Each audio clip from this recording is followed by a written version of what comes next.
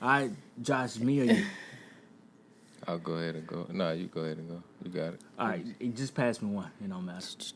So will I take two because one is Yeah. that explaining? No, that's not explaining. It's just Okay. gonna ask the question. All right. Which beliefs or thoughts about yourself? Which beliefs or thoughts about yourself are difficult to share with others? Think about where you learned to think this way and what makes them difficult to share. Had to drink water for that one. I know, right? This is one is deep. Why'd I get the deepest one? You ain't got Which it. You can beliefs pass or it if you thoughts need to. about yourself are difficult to share? Um, I think this has more to do with imposter syndrome, but just feeling like I'm not good enough.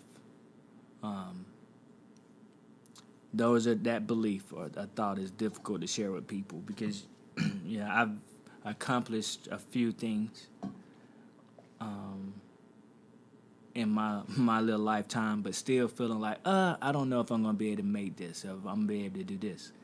And these are not like it's not like I'm trying to make it to the NBA. I mean, these are things that people can do, but still feeling like I don't know if I'm good enough to be able to do that. Where did I learn that to think this way?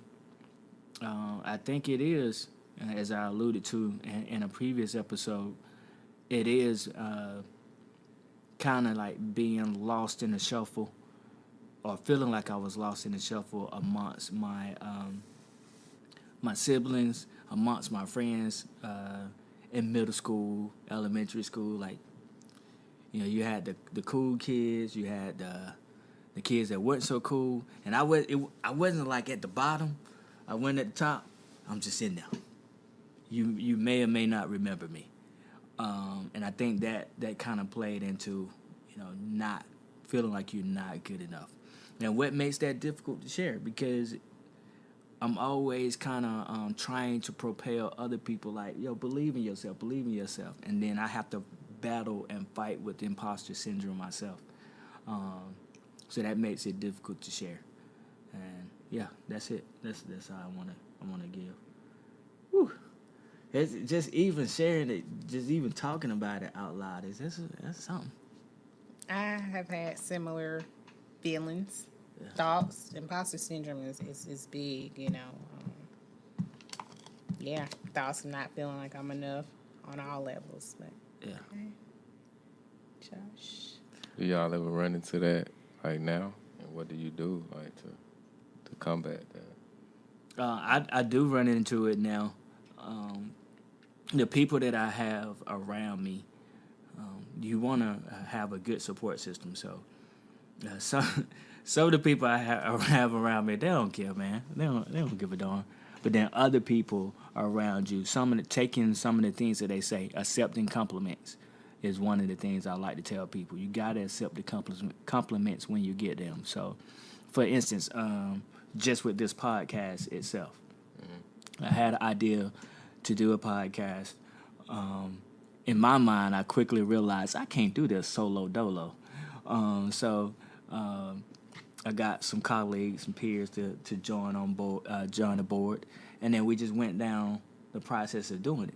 Well, even in the process of doing it, I felt like, okay, I'm not necessarily good at doing this, but the platform is okay. And then occasionally the compliments will come. You're doing a good job.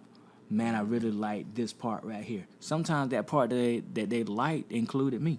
Sometimes it doesn't. But taking those compliments and being like, okay, this is where it's at. Because sometimes, we get ready to do this, imposter syndrome kick in.